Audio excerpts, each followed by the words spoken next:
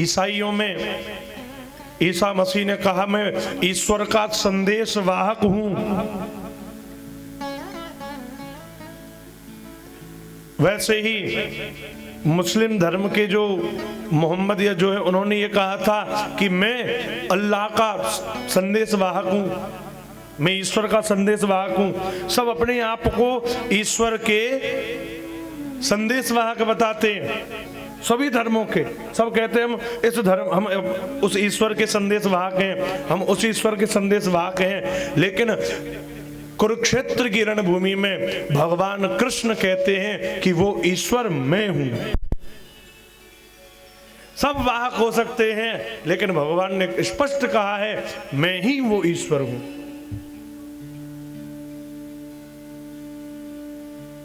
क्योंकि सर्वशक्तिमान परमपिता परमात्मा कृष्णम वंदे जगत गुरुम, इस जगत के गुरु जो हैं वो केवल भगवान श्री कृष्ण ही हैं, उनसे बड़ा कोई नहीं है। क्योंकि हमारे ब्रज में कहते हैं ऐसो चटक मटक सो ठाकुर तीनों लोकन में ऊनाए, सब जगह व्याप्त में हूं। अहम सर्वभूतानाम, सभी भूतानाम, सभी प्राणियों में, सब जगह मैं ही हूं। क्योंकि वो ईश्वर, मैं ही ईश्वर हूं। भगवान ने स्पष्ट गीता में ये कहा है धातुओं में सोना में हूं, क्योंकि मैं ईश्वर हूं।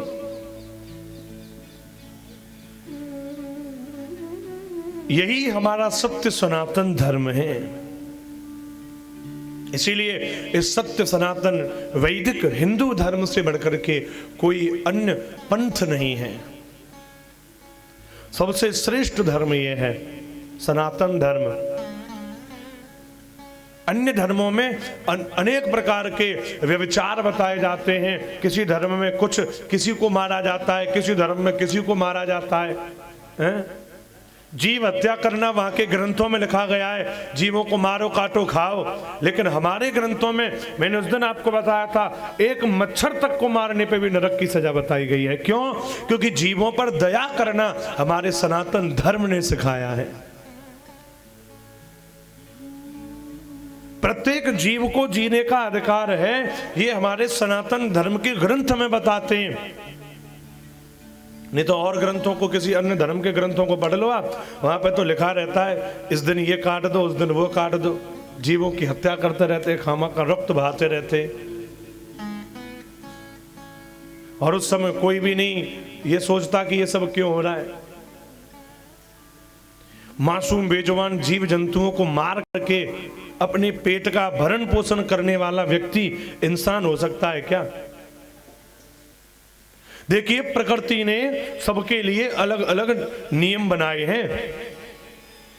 शेर जो होता है, जानवर है, शेर को खाने के लिए उन्होंने मांसाहार बताया, वो मांसाहार करता है, उनके नियम है। तो वो उसे आप घास दे दो, खाएगा नहीं, नहीं खाएगा।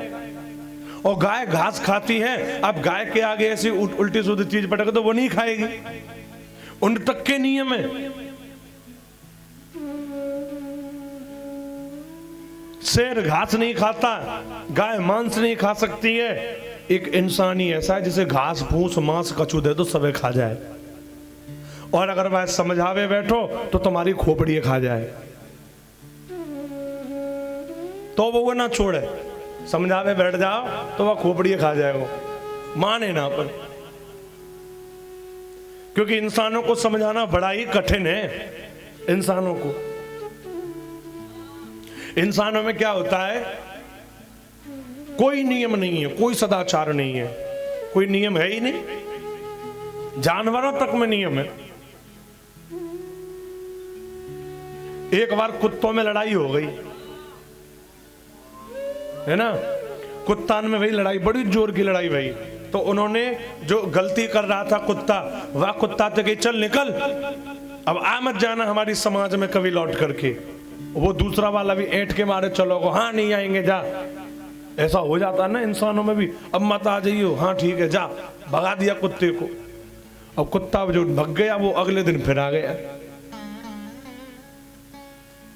अगले दिन फिर आ गया, बोला मुझे अपने गिरोह में शामिल कर लो। बोला नहीं कर सकते। क्यों? तेरी गलतियों को करें क्षमा, ऐसे क्या नादान हैं हम। तेरी गलतियों को कर दे क्षमा, ऐसे क्या नादान हैं हम। और भगा के तुझे अपने गिरोह से फिर कर लें शामिल, ऐसे क्या इंसान हैं हम। क्योंकि इंसान ही ऐसे होते हैं जिनकी बात की कोई कीमत नहीं होती है। बोले तुझे तेरी गलतियों को करके कर दे क्षमा, ऐसे क्या नादान हैं हम। और निकाल के अपने कुटुंब से फिर कर ले शामिल, ऐसे क्या इंसान हैं हम। ये काम इंसान करते, हम नहीं कर सकते। क्योंकि इंसानों में कोई नियम नहीं रहा। सारे नियम उन्हें कुछ भी दे दो सब खा जाएं। लेकिन हमारा सनातन धर्म हमें सिखाता है कि जीवों पर दया करो। कितनी बड़ी विज्ञान है हमारे सनातन धर्म में, लगा लो आप। करीब 100 साल से कम वर्ष में हमें वैज्ञानिकों ने बताया था कि वृक्ष में जीवन होता है, पेड़ भी सांस लेता है। ये बात हमें विज्ञान ने 100 वर्ष के अंदर बताई है। अब हमारी भागवत ने हजारों साल पहले बता दिया वृक्षों में भी जीवन होता है। कैसे? भगवान ने जो नलकूबर मणिग्रीव का उद्धार किया था, यानी वृक्षों में भी प्राण है। ये बात भागवत हजारों साल पहले बता चुकी है, जो बात आजकल वैज्ञानिक हमें बता रहे हैं। नहीं, पहले वृक्षों को भी निर्जीव माना जाता था। वो तो एक वैज्ञानिक ने खोज करके बताया इनमें भी जीवन है। क्यों? उसने क्यों खोज करी? क्योंकि उसने पढ़ा भागवतों को, हमारे ग्रंथों को, कि अरे यहाँ तो जीवन बताया जा रहा है। और खोज करी तो वही पाया कि यही ग्रंथ सही है। इसलिए हमारे सनातन धर्म के ग्रंथों से बढ़कर के किसी अन्य पंथ का ग्रंथ तक नहीं है। बोलो जय श्री कृष्ण।